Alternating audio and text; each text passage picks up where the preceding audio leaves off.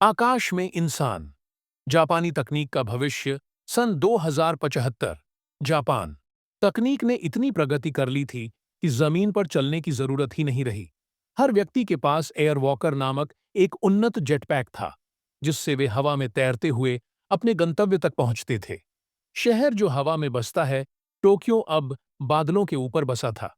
वहां floating towers थे, ऐसी गगनचुंबी इमारतें जो जमीन से नहीं बल्कि चुंबकीय शक्ति से आसमान में तैरती थीं। सड़कें समाप्त हो चुकी थीं। हर जगह एयर टैक्सी उड़ती हुई दिखती थीं। रोबोटिक सिस्टम से सारा काम अपने आप होता था। हवा में दफ्तर और उद्योग कंपनियां अब हवा में तैरते प्लेटफॉर्म पर चलती थीं। कर्मचारी सुबह उठते ही अपने एयर वॉकर को पहनते और सीधा आसमान में उड़कर ऑफिस पहुंच जाते।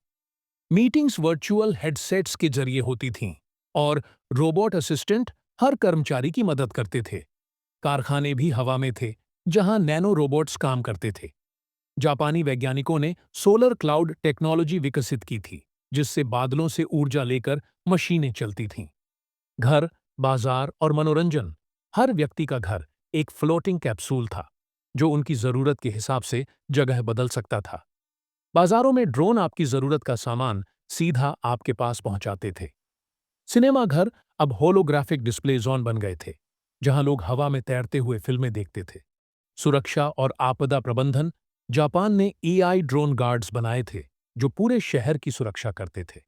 आग लगने पर वाटर क्लाउड्स से बारिश कर दी जाती थी और भूकंप आने पर फ्लोटिंग टावर्स खुद को स्थिर कर लेते थे।